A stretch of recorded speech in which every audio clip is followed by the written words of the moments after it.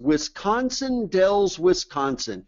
By the way, the population in both towns, Wisconsin Dells has about 2,600 population. Lake Delton has about 2,400 population. And their claim to fame is Tommy Bartlett, a water ski show, and the ducks. You know, these are the Army ducks that go down in the water because they're famous for the Wisconsin Dells, the Wisconsin River, and the rock formations. You know, and that was kind of working for them. But the problem is that was a summer thing. You know, you're not out there doing water ski shows in the middle of the winter or riding the ducks in the middle of the winter.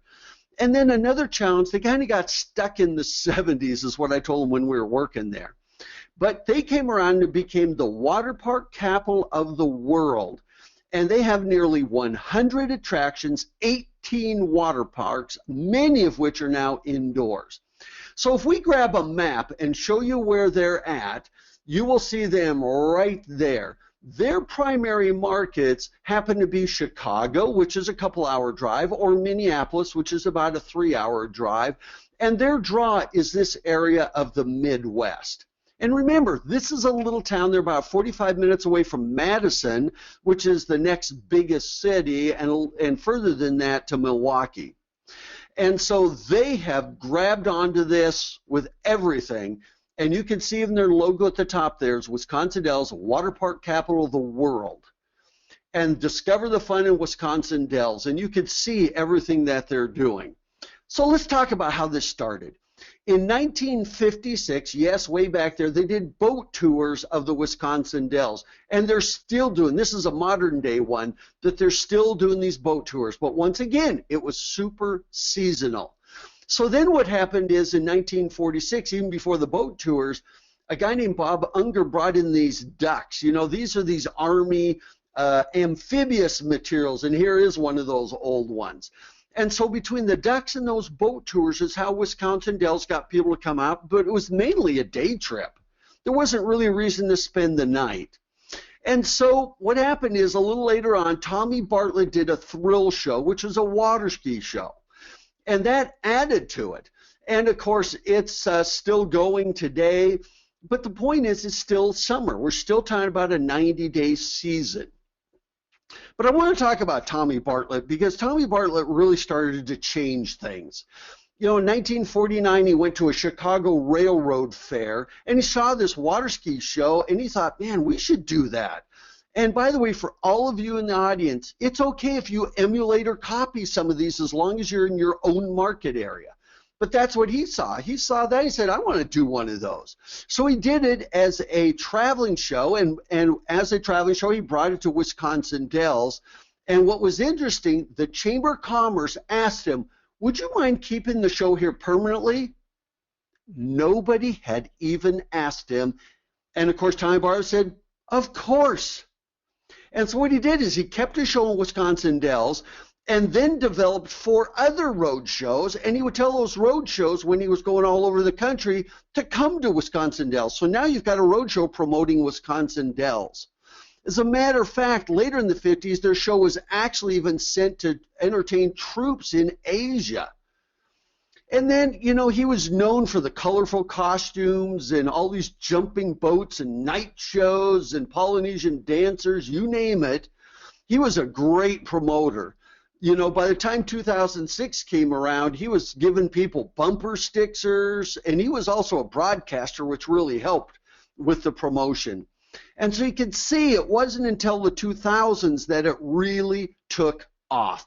And of course, you can see all the different things they've added to it to really make it a thrill show. And as a water skier, I got to tell you, it's an amazing show. And so Tommy Bartlett, he really championed the cause. He did not try to compete with the ducks. He added to it. He went on the road. He was a good promoter. And so he was the primary champion that got this thing started, and he passed away in 1998. So even though he started there, it took a lot of years for it to get going. But then by the time it started going in 1979 or 1970s, a water park came in called Noah's. It was Noah's Ark was the largest water park in the United States. As a matter of fact, it is today still the largest outdoor water park in the United States. So now when you add this to Tommy Bartlett, to the ducks, to the boat tours. Now all of a sudden they're becoming a major summer destination. But still the challenge is when you depend on the weather outdoors, it does make you very seasonal. Yes, they had a strong spring, during spring break weeks, but it depended on the weather because they do get some rain there, but their summers were big.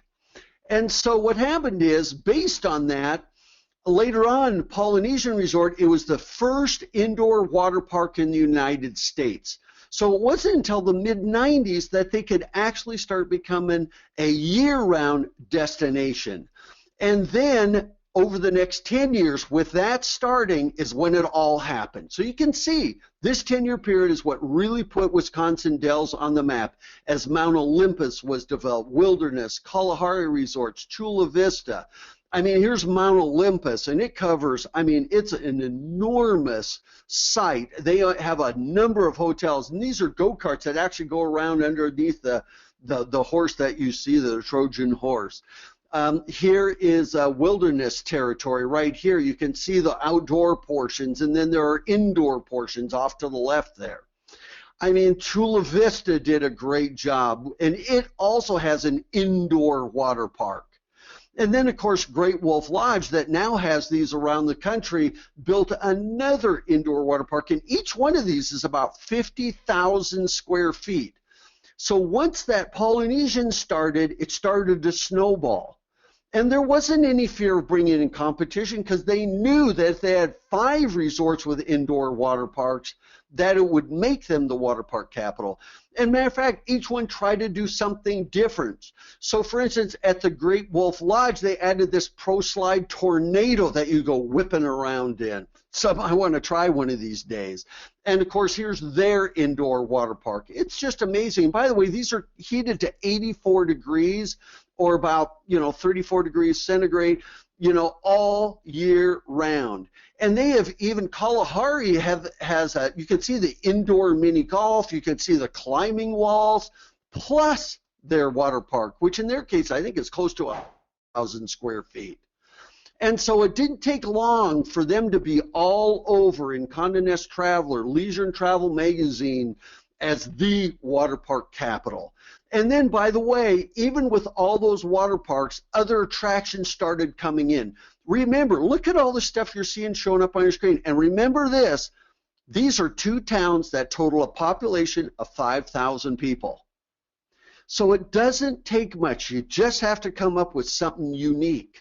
And so all of these started tapping on it. Once it became a year-round destination, all these other people jumped on the bandwagon, and they came. Well, Tommy Bartlett passed away in 1998, but his partner, Tom Deal, is still Wisconsin's best champion.